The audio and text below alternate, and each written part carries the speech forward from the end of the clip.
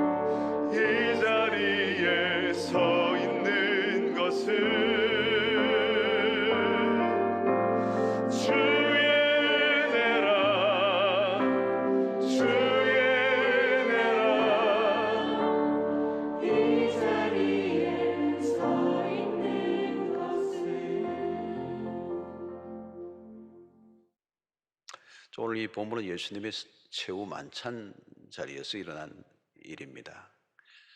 이 자리에서 깜짝 놀랄 만한 일이 하나 일어나죠. 예수님의 제자 중 한 사람이 배신하는 겁니다. 어떻게 그런 일이 일어날 수 있을까? 참 늘 본문을 대하면 12명의 제자 중에 한 명이 배신을 한다. 참 믿어지지 않는 얘기죠. 자, 이 시기는 무교절 첫날이라고 하고 또 유월절기입니다. 유월절은 우리가 잘 아는 것처럼 이스라엘 백성들이 출애굽한 것을 기념하는 절기입니다. 우리나라로 치면 광복절과 같은. 자, 예수님은 제자들과 식탁에서 독특한 유월절을 보내고 있는 것이죠. 사실 유월절의 핵심은 어린 양입니다. 그 어린 양은 사실은 예수 그리스도를 상징하는 것이죠. 그래서 오늘 이 유월절의 가장 중심은 예수 그리스도이십니다. 그래서 떡과 잔을 이 성찬 마지막 만찬에 베푸실 때 이 떡과 잔은 어린 양 예수 그리스도를 상징하는 것이죠. 그래서 오늘 이 마지막 만찬 때 제자들과 함께 떡과 잔을 나누는 이 이런 유월절기에, 그래서 어린 양과 예수 그리스도의 십자가가 교차되는, 오버랩되는 굉장히 의미심장한 장소가 바로 이 자리입니다. 오늘 사건은 식탁의 자리에서 벌어집니다. 식탁은 어떤 곳입니까? 친밀한 사람들이 함께하는 자리입니다. 바로 그곳에 배신자가 앉아 있다는 것, 끔찍한 일이죠. 자, 예수님은 이미 그 일을 다 알고 계셨던 것 같아요. 그래서 가룟 유다의 행동을 하나하나 아마 지켜보았을 것입니다. 또 눈에 띄었을 거고. 그러나 예수님은 그 배신자를, 그 행위를 폭로하지 않고 끝까지 안고 가십니다. 여러분, 배신은 죄 중에서도 질이 아주 안 좋은 겁니다. 왜냐하면 믿었던 사람에게 당하는 고통, 배신이기 때문에. 아주 믿었던 사람이 뒤에서 등을 꽂는 일이 배신이잖아요. 악한 죄죠. 아주 악한 죄입니다. 근데 사실 이 인간사, 우리의 삶의 배신은 참 자주 일어납니다. 자, 가룟 유다의 배신은 어떻게 일어났습니까? 궁금해요. 그 배신의 과정을 한번 볼 필요가 있습니다. 처음 시작은 이렇습니다. 요한복음 13장 2절에 보니까 마귀가 벌써 시몬의 아들 가룟 유다의 마음에 예수를 팔려는 생각을 넣었더라 그랬습니다. 여러분, 평소에 생각이 참 중요합니다. 행동 이전에 생각이 먼저 있었던 거예요. 생각이 없었는데 행동하지 않습니다. 생각이 먼저 있었던 거예요. 아마 인류 최초에도 하나님이 세상을 만드실 때 세상을 만드실 생각이 먼저 있었던 거예요. 그 다음에 창조가 있었던 거예요. 이 생각이 행동화되는 것입니다. 자, 어떤 생각을 하는가가 중요하죠. 자, 사탄이 그냥 가룟 유다의 생각에 예수를 팔 생각을 넣은 것은 아니에요. 가룟 유다의 마음 안에 먼저 부정적인, 예수에 대한 부정적인 생각이 먼저 들어 있었던 거죠. 로마서 8장 6절을 보면 육신의 생각은 사망이요. 참 저는 이 구절을 읽을 때마다 놀라워요. 성경의 진단입니다. 육신의 행동이 사망이라고 얘기하지 않습니다. 육신의 생각이 사망이라. 영의 생각은 생명과 평안이다. 가룟 유다는 육신의 생각을 품고 있었던 것이죠. 영의 생각이 아니었습니다. 그러니까 마귀가 그 안에서 역사한 겁니다. 로마서 8장 7절에 육신의 생각은 하나님과 원수가 되나니 이는 하나님의 법에 굴복하지 아니할 뿐 아니라 할 수도 없습니다. 육신의 생각은 하나님과 반대의 길로 가게 한다는 거죠. 자, 여러분, 마귀가 어떻게 활동하는가를 오늘 잘 보여주고 있습니다. 마귀가 바깥에서 난리를 치는 게 아니야. 마귀가 막 머리를 풀고 왔다 갔다 하는 게 아니고 우리의 생각 안에서 활동한다. 마귀가 아무에게나 들어가 역사하는 것은 아니에요. 마귀가 좋아하는 생각이 있는 거죠. 들어가서 활동하는 어떤 영역이 있는 거예요. 더러운 생각을 하는 사람들, 악한 생각을 품고 있는 사람들. 여러분, 나쁜 생각을 하면 마귀를 초청하는 것과 같습니다. 마귀가 우리의 생각 안으로 들어와 그 생각에 영향을 주기 시작하면 무슨 일이 일어날지 몰라요. 그러면 그 다음부터는 내가 아닙니다. 그냥 마귀예요, 마귀. 마귀가 내 안에 들어와 생각을 지배하면 내가 마귀가 되는 거예요. 마귀 사촌이 아니고요. 일촌도 아니고 그냥 마귀예요. 자, 요한복음 6장 70절에 예수님이 이렇게 얘기하십니다. 예수께서 대답하시되 내가 너희 12를 택하지 아니하였느냐? 그러나 너희 중에 한 사람은 마귀니라 하시니라. 자, 왜 마귀죠? 마귀의 지배를 받고 있는 상태이기 때문에. 자, 그의 생각과 마귀의 생각이 일치를 이루고 있는 것입니다. 마귀와 같은 생각을 하고 마귀와 같은 행동을 하고 있으면 자신이 마귀 짓을 하고 있는지 알 수가 없습니다. 자기와 마귀가 일심동체가 되었어. 스승을 팔아 넘기는 일은 정상인이 할 수 있는 일은 아닙니다. 마귀의 일입니다. 시편에도 배신자에 대한 시가 있습니다. 시편 41편 9절에 내가 신뢰하여 내 떡을 나눠 먹던 나의 가까운 친구도 나를 대적하여 그의 발꿈치를 들었나이다. 이 아히도벨의 얘기입니다. 이 사람은 원래 유능한 사람이고 다윗의 측근이었습니다. 그런데 다윗을 배반하고 그 아들 압살롬의 반란에 참여합니다. 나중에는 그가 압살롬에게 다윗을 기습 공격해야 한다는 자신의 계략을 얘기했지만 그것이 다 무산되자 그는 자신의 고향으로 돌아가서 스스로 목숨을 끊고 맙니다. 성경에 자기 목숨을 스스로 끊는 사람들이 종종 나옵니다. 아히도벨 배신자예요. 가룟유다와 똑같습니다. 배신은 생각에서 출발해서 비극적인 결말을 가져옵니다. 생각으로 출발해서 사망에 이르렀습니다. 성도 여러분, 신앙생활에는 무엇입니까? 주님과 내가 생각을 맞추는 작업이에요. 주님의 생각에 내 생각을 맞추는 작업. 왜 우리가 매일 말씀을 묵상합니까?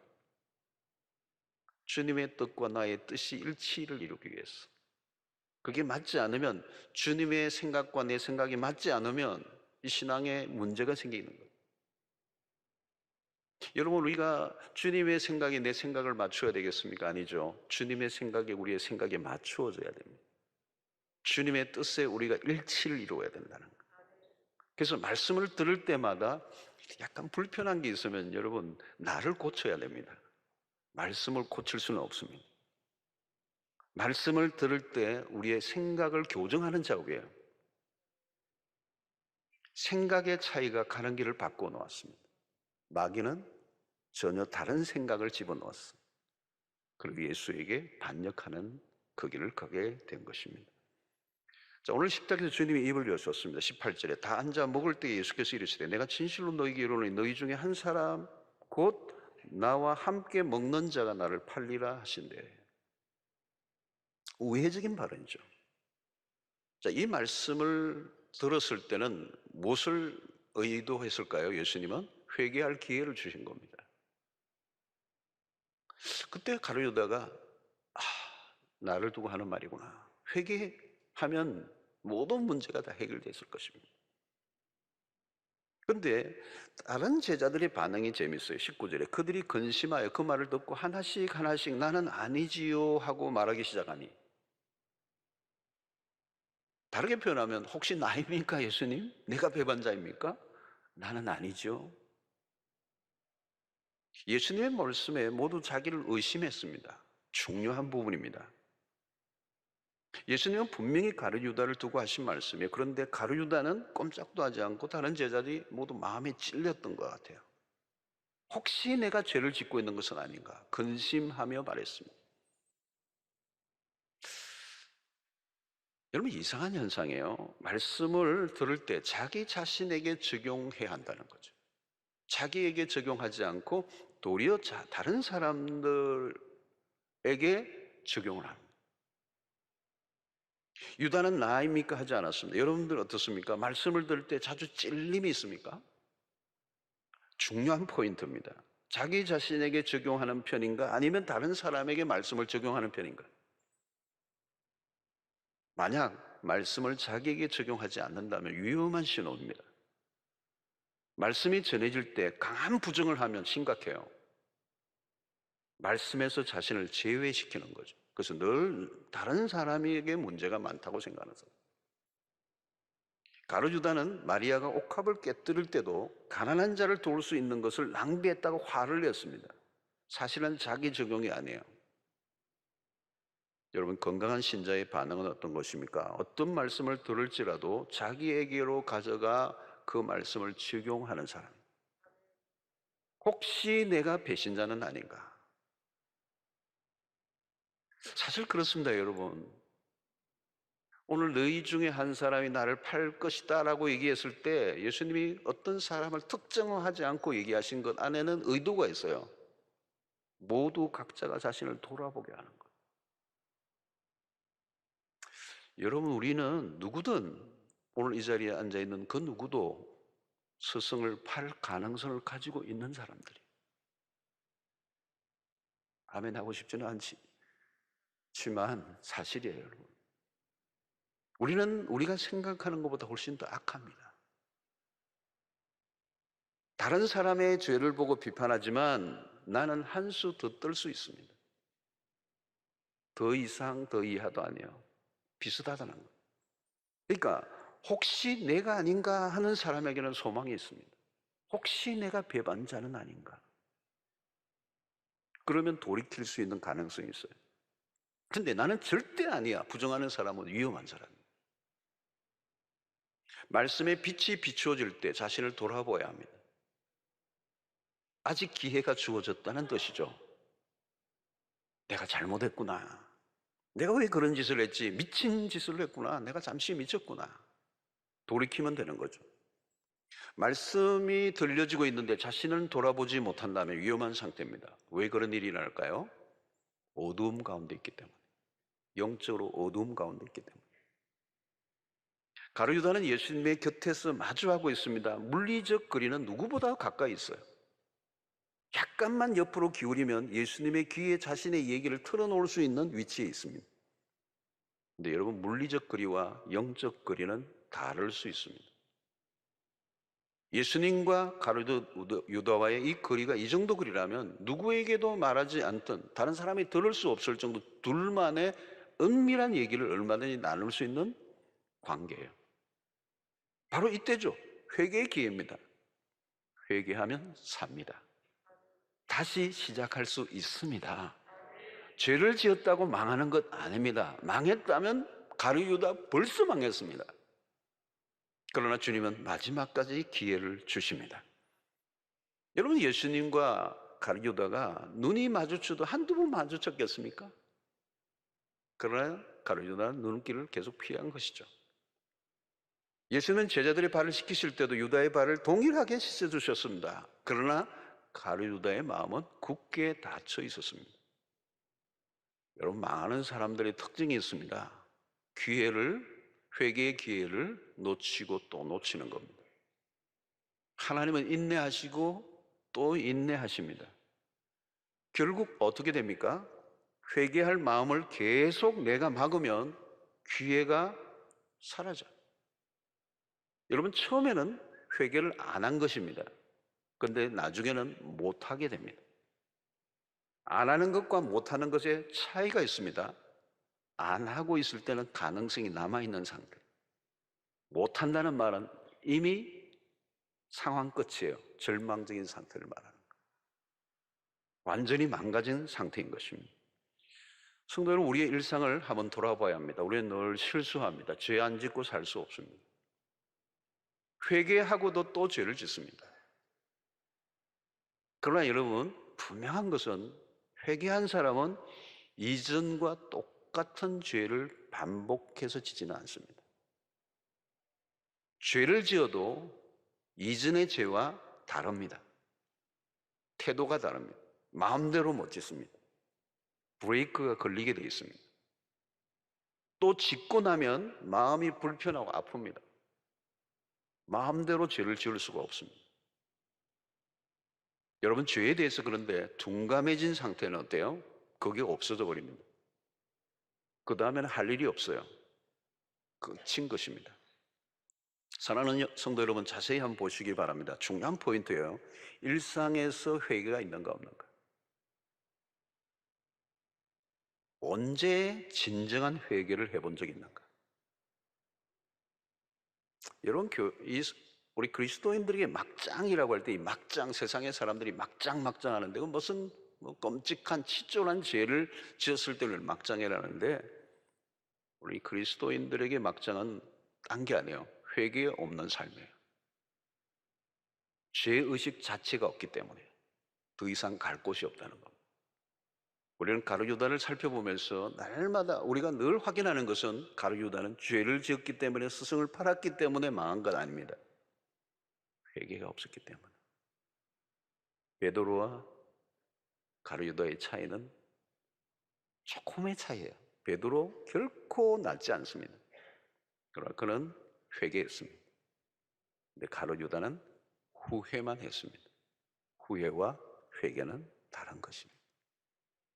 자, 예수님은 가룟유다의 행동을 주목하시죠. 20절에 그들에게 이르시되 열둘 중에 하나 곧 나와 그릇에 손을 넣는 자니라. 요한복음 13장 26절에 우리에게 예수께서 대답하시되 내가 떡 한 조각을 적셔다 주는 자가 거니라 하시고 곧 한 조각을 적셔서 가룟 시몬의 아들 유다에게 주시니 그랬습니다. 예수님이 떡 한 조각을 나누어 주셨습니다. 여러분, 빵을 주시는 행위는 무엇을 상징합니까? 사랑의 손길이죠. 가룟유다에게 마지막까지도 한 번 더 생각해 보라는 겁니다. 그러나 그는 그냥 받아 먹고 끝납니다. 돌이키지 않습니다. 회개 없이 떡 조각을 받습니다. 여러분, 마지막 만찬에서 이 떡 조각은 무엇을 의미합니까? 받아 먹으라 내 몸이니라 라고 하는 이 말씀은 그냥 떡 조각이 아닙니다. 그리스도의 몸을 상징합니다. 그 떡 조각, 주님이 주시는 그 사랑의 손길을 내밀었을 때 그는 무심하게 받습니다. 우리는 상상해 봅니다. 가룟유다의 얼굴을 상상해 보아요. 아마 그의 얼굴은 돌처럼 굳어 있었을 것입니다. 여러분, 주님이 그 떡을 내미실 때 온몸이 떨려야죠. 진땀이 나야죠. 부들부들 떨려야 돼요. 근데 그냥 받아 먹어요. 이미 그는 화인 맞은 양심입니다. 영혼은 이미 죽어 있었고 마귀에게 점령을 당한 상태입니다. 자, 어떤 일이 일어나죠? 13장, 요한복음 13장 27절 그 다음 구절입니다. 조각을 받은 후 곧 사탄이 그 속에 들어간지라. 이에 예수께서 유다에게 이르시되 내가 하는 일을 속히 하라 하시니. 사단이 언제 들어갔다는 거죠, 여러분? 조각을 받은 후 곧 그랬어요. 회개 없이 떡을 받습니다. 상황 끝입니다. 그동안 내 모든 기회가 날아가 버립니다. 주님으로부터의 사랑의 손길을 거부한 그 순간 그는 마귀에게로 완전히 넘어가요. 주님에게 속한 자가 마귀에게 속한 자로 바뀝니다. 예수께서 말씀하십니다. 내가 하던 일을 속히 하라. 무슨 말이에요? 너가 가는 길을 가라는 거예요. 마지막 기회를 그는 거부했습니다. 사랑하는 성도 여러분, 하나님은 우리에게 언제나 기회를 주시는 분입니다. 그 기회에 다시 시작하라는 거예요. 하나님의 사랑의 손길을 외면하지 말라는 거예요. 주님은 우리를 결코 심판하기를 원치 않습니다. 기다리시고 우리에게 회개를 돌아서라고 기회를 주시는 그 하나님의 손길을 외면하지 않는 자가 복된 줄로 믿습니다.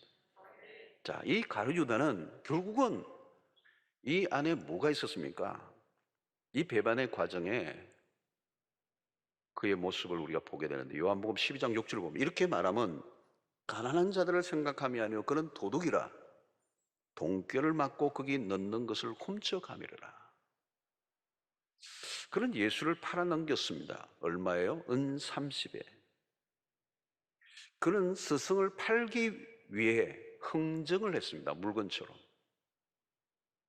볼곰스에서는 줄곧 가룟유다를 도둑으로 규정합니다. 그의 배신의 과정에는 돈이 연루되어 있습니다. 그는 이미 도둑이에요. 그가 돈깨를 맡았다 그러는데 여기 돈깨는 뭘까요, 여러분? 예수님과 함께 12명이 공동생활을 했습니다. 먹고 자고 활동했어요. 돈이 들 수밖에 없죠. 경비가 들어요. 그 경비가 어디에서 충당되었을까요? 당시 예수의 일행을 후원하는 후원자들이 있었습니다. 여러 여인들, 그죠? 나옵니다. 아마 가룟유다는 모든 경비를 본인이 이제 관리를 했어요. 돈이 들어오고 나가는 것을 다룬 것입니다. 이게 쉬운 일이 아닙니다. 주로 돈꾀를 맡은 사람은 조직에서 신임을 받는 사람입니다. 아무에게나 재정을 맡길 수가 없습니다. 재정을 맡긴다는 것은 신임의 증거입니다. 그런데 세상에서 자주 일어나는 일 중에 하나가 재정 사고입니다. 자녀를 맡겨도 사고가 납니다. 믿고 맡긴 곳에서 사고가 나는 거예요. 그런데 처음부터 그런 일이 벌어지지 않습니다. 시간이 흐르면서 문제가 벌어집니다. 왜 돈꾀에 손을 넣었을까요? 탐심 때문입니다. 죄성을 가진 인간에게는 누구에게나 탐심이 있습니다. 내면에 탐심을 완전히 극복한 사람은 한 사람도 없습니다. 우리가 살아가는 동안에 이 탐욕은 다양한 얼굴을 하고 나타납니다. 탐심은 마음속에서 계속 자라나고 확장하는 잡초와 같아요. 그래서 이 탐심이 못하는 일이 없어요. 어느 정도일까요? 스승도 팔아먹습니다. 탐욕이 얼마나 강력한 것인가. 적당한 환경만 만나면 불꽃이 튀는 것입니다. 마치 불과 기름의 조합과 같습니다. 남자와 여자의 관계도 마찬가지예요. 이성과의 관계도 마찬가지예요. 늘 조심해야 되는 요구가 있습니다. 나는 괜찮다. No, 그런 게 없다. 탐심 때문에 그렇습니다. 돈 근처에 있다 보면 사고가 나게 되는 거예요. 고양이에게 고기를 맡기면 안 된다. 탐심을 해결하지 못한 사람이 돈 근처에 있으면 어떻게 해요? 사고가 나죠. 이성이 약한 사람은 스스로 알아서 그런 환경에서 들어가면 안 돼요. 명예가 약한 사람은 그 명예욕을 늘 조심해야 돼요. 처음부터 죄를 짓는 것이 아닙니다. 서서히 들어가다가 결국은 빠져나오지 못할 지경이 되는 것입니다. 가룟유다의 시작은 돈궤에 손을 넣는 것에서부터 시작했습니다. 처음은 작은 돈을 만졌을 것입니다. 그러나 조금씩 상습화되어 가는 거예요. 습관이 무서운 겁니다. 탐심과 습관이 만나는 거예요. 제자의 위치에서 가장 악한 죄를 짓는 단계까지로 발전했습니다. 그래서 성경이 이렇게 얘기하죠. 야고보 1장 15절에 욕심이 잉태한 적 죄를 낳고 죄가 장성한 적 사망을 낳는다.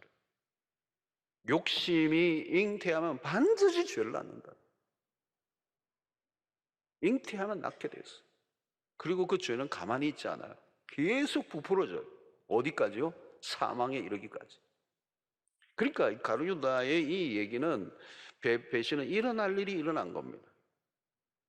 여러분, 우리도 헌금할 때 시험, 유혹이 있습니다. 11조 하나님께 속한 것이잖아요. 내 것이 아니에요. 그래서 말라기 선지자는 당시 백성들이 하나님의 것을 도둑질한다고 책망했죠. 하나님께 것을 탐낸 것이죠. 여러분, 하나님의 것에 손을 대면 다른 것을 말할 것도 없습니다. 어디에나 도둑은 있어요. 교회 안에서도 사역을 하는 동안에 돈을 만지는 일들이 있는 분들 조심해야 합니다. 돈을 만지다 보면 영혼의 때가 묻을 가능성이 높습니다. 그래서 속담에 그런 말이 있습니다. 금을 계속 만지면 손이 더러워진다. 정신을 바짝 차려야 되죠. 공사를 구분해야 합니다. 자신을 믿으면 안 된다는 거예요. 죄를 지을 가능성이 있는 환경에 들어가면 안 된다는 거예요. 피하는 게 상책이다. 자신이 죄를 짓지 않도록 투명한 시스템 안으로 들어가야 합니다. 그리고 자신이 그 부분에 약하다라고 생각이 들면 처음부터 안 하는 것이 가장 좋은 것이에요.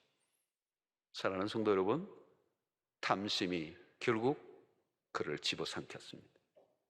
그 죄가 돈을 사랑하던 그 마음이 결국은 스승까지 팔아넘기는 이 인간의 연약함을 우리가 보게 되는 것입니다. 결국 가룟유다는 12제자에서 탈락하고 맙니다. 제자로 부름을 받았으나 배신자로 끝을 맺습니다. 그런 시작과 끝이 달랐습니다. 사도행전 1장 17절에 보면 이 사람은 본래 우리 수 가운데 참여하여 이 직무의 한 부분을 맡았던 자라 그랬어요. 그는 12명이라는 숫자에 참여했습니다. 영광입니다. 그는 예수님으로부터 직무를 받은 소명자였어요. 출발은 좋았지만 끝이 좋지 않았습니다. 출발이 좋았다면 끝도 좋아야 하는 것입니다. 사도행전 1장 25절에 봉사와 및 사도의 직무를 대신할 자인지를 보이시옵소서. 유다는 이 직무를 버리고 제 곳으로 갔나이다. 직무를 버리고, 그 직무는 뭘까요? 주님으로부터 부여받은 직무, 그것을 거부하고 자기가 가고 싶은 길을 갔다는 거예요.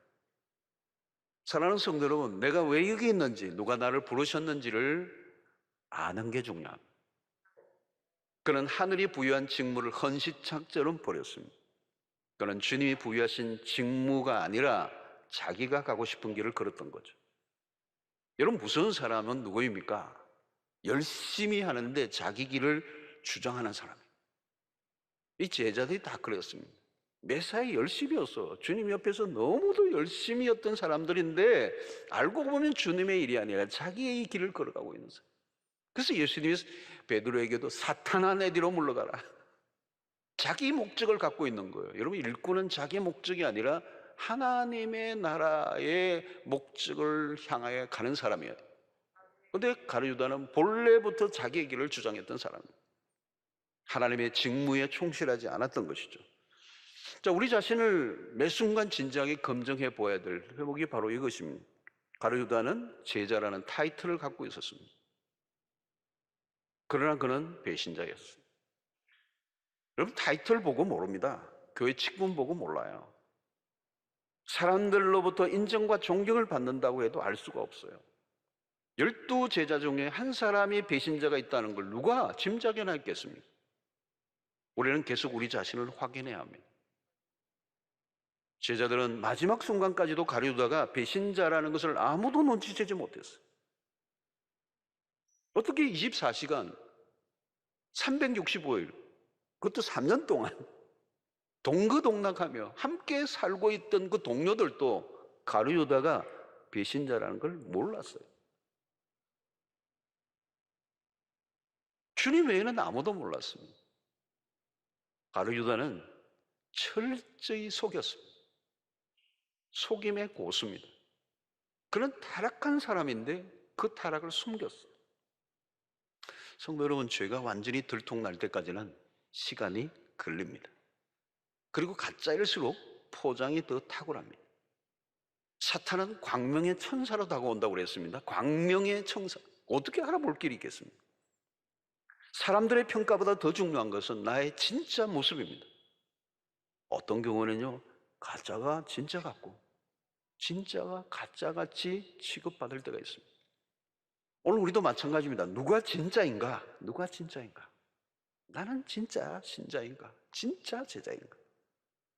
결국 가룟 유다는 끝까지 가지 못했어요. 그는 도중하차하고 말았습니다. 결국 다른 사람이 그 자리를 대신하게 되죠. 오늘 마띠아라는 사람이 가룟 유다를 대신하여 제비 뽑아 그 자리에 들어가게 됩니다. 여러분, 이것은 무엇을 우리에게 보여줍니까? 내가 빠진다고 뭐가 무너지고 하나님의 역사가 중단되는가? 아니에요. 사도행전을 보면 베드로가 전반전의 주역입니다. 베드로가 없으면 안 될 것 같은 아니요, 바울이 등장합니다. 바울이 지나고 그 뒤를 누가 있습니까? 디모데가 있습니다. 내가 안 하면 다른 사람을 통해서도 하나님의 역사는 이어져 가게 돼 있어요. 하나님은 누구를 통해서도 역사하실 수 있습니다. 이왕이면 내가 그 일에 쓰임 받는다면 얼마나 큰 축복이겠습니까? 부름을 받는다는 것은 특권입니다. 우리에게 영광 중에 영광입니다. 하나님이 불러주신 게 어딥니까, 여러분? 우리는 질그릇과 같은 존재들이에요. 우리로는 실력이 없고 우리로는 감당할 수 없지만 주님이 부르신 그 일에 순종하며 나아갈 때, 주님이 하라고 하시는 그 일에 우리가 달려가게 될 때 하나님께서 우리를 사용해 주시는 것입니다. 사랑하는 성도 여러분, 중요한 것은 뭘까요, 여러분? 자기 자리를 끝까지 지키는 것입니다. 충성이 무엇입니까? 끝까지입니다. 곁길로 빠지지 말라는 거예요. 근데 마귀가 유혹을 한다는 거예요. 자, 21절에 보면 인자는 자기에 대하여 기록된 대로 가거니와 인자를 파는 그 사람에게는 화가 있으리로다. 그 사람은 차라리 나지 아니하였더라면 자기에게 좋을 뻔하였느니라. 인자를 판 그 사람에게는 화가 있으리라. 차라리 나지 아니하였더라면 자기에게 좋을 뻔하였다라고 말씀하고 있습니다. 가룟 유다는 하나님의 구원의 역사의 그림자예요.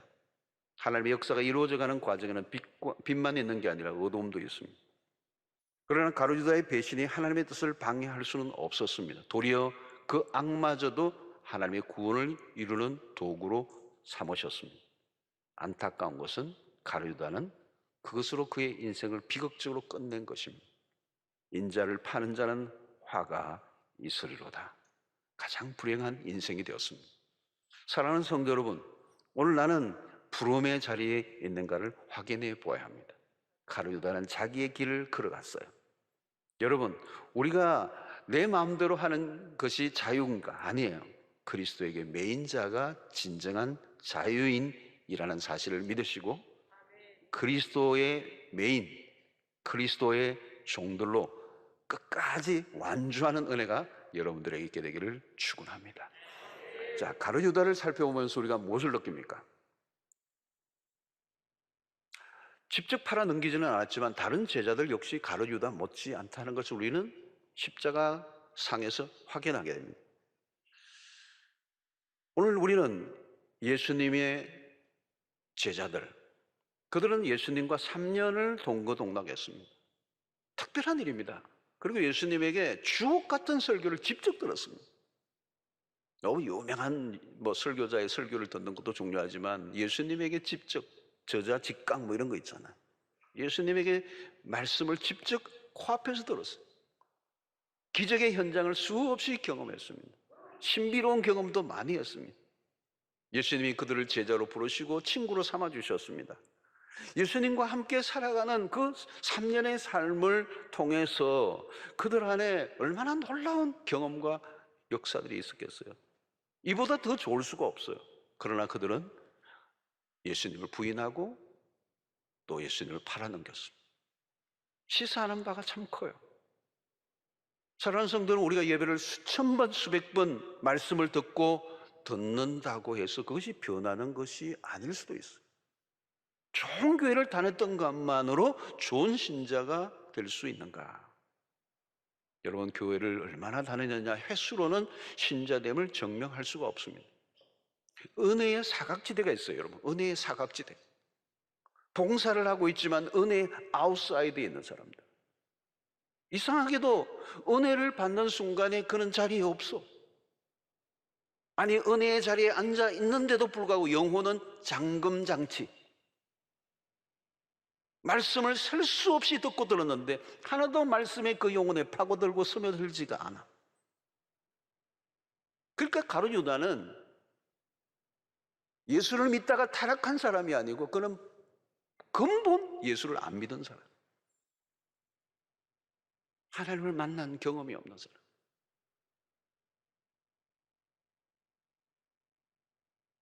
숱한 세월 교회를 다녔는데 기억에 남는 말씀이 없어. 그냥 무덤덤해. 예배 참여는 하지만 예배를 드리지 않을 수도 있다는 거예요. 말씀 통독을 하지만 말씀의 깨달음은 없을 수 있어요. 말씀을 듣는다고 다 듣는 게 아니라는 겁니다. 귀 있는 자는 들을지어다. 이 말씀을 예수님이 하신 의미가 뭘까요? 가룟 유다는 하나님의 은혜가 전혀 스며들지 않는 예수님의 그 많은 설교, 그 많은 기적을 보고도 그에게는 아무 영향을 주지 못했어. 그는 완전한 생자로 남아있었던 것이죠. 그것이 결국은 그리스도를 배신하는 자리까지 가게 된 것입니다. 배신자에 대한 예수님의 태도를 보시면 요한복음 13장 1절 6절 전에 예수께서 자기가 세상을 떠나 아버지께로 돌아가실 때가 이런 줄 아시고 세상에 있는 자기 사람들을 사랑하시되 끝까지 사랑하시네. 주님은 제자들의 배신에도 불구하고 사랑으로 화답하십니다. 오늘 또 우리가 예수님을 배반할 때가 많습니다. 주님을 이용하고 주님을 욕되게 한 적이 한두 번이 아닙니다. 그럼에도 불구하고 주님은 우리를 여전히 사랑해 주십니다. 우리가 얼마나 많은 사랑을 입었습니까? 주님은 우리를 친구라 불러주셨습니다. 그런데 우리는 과연 주님의 사랑에 마땅한 반응을 보이며 살아왔는가? 우리 자신에게 진지하게 질문해 보아야 합니다. 오늘 이 시간 가르유다를 통해서 우리 자신에게 물어봐야 돼요. 나는 그리스도를 진실로 믿고 따르는 자인가? 아니면 조직에 참여하는 그냥 멤버십인가? 여러분, 두 사이에는 큰 차이가 있습니다. 관계성이라는 거죠. 조직에 관계된 건가 아니면 예수 그리스도에게 관계된 것인가? 수영로 교회라는 교회 조직에 속해 있는 것과 그리스도에게 속한 것은 구분될 수가 있습니다. 세월이 흐를수록 나는 주님과의 관계가 더 깊어져 가고 있는가? 변화하고 있는가? 아니면 변질되어 가고 있는가? 그리스도를 닮아가고 있는가? 세상을 닮아가고 있는가를 확인해야 합니다. 매 순간 우리 자신의 신앙을 검증해 보아야 하는 것입니다. 나는 예수의 제자인가? 아니면 배신자인가? 예수의 이름을 위해 내 생명을 내어놓을 수 있는 자인가? 아니면 내 예수의 이름을 이용하는 자인가? 그 이름에 나의 반응은 어떤 것인가를 확인해야 합니다. 사랑하는 성도 여러분, 오늘 우리가 단순한 종교인으로 그저 열심히 교회를 다니는 것으로는 큰 의미가 없습니다. 중요한 것은 주님을 진정으로 만나고 주님과 교제가 깊어지고, 그리고 내가 그 주님이 주신 직무에 최선을 다하고, 나의 직무가 아니라 주님이 주신 직무, 그 소명을 따라 살아가기로 힘쓰는 여러분들 되셔서 주님 앞에 설 때 부끄러움이 없는 그리스도의 제자로 설 수 있는 은혜가 있게 되기를 주의 이름으로 축원합니다. 하나님 아버지, 신앙의 진정성을 확인하는 이 시간이 되기를 원합니다. 주님과 관계를 확인하게 하여 주시고, 우리의 신앙이 껍데기로만 존재하지 않게 하시고, 형식으로만 있지 않게 하시고, 종교적 활동으로 자만족에 빠지지 않게 하시고, 그리스도를 진정으로 믿고 따르는 참 제자로 살게 하여 주시옵소서. 예수님의 이름으로 기도하옵나이다. 아멘.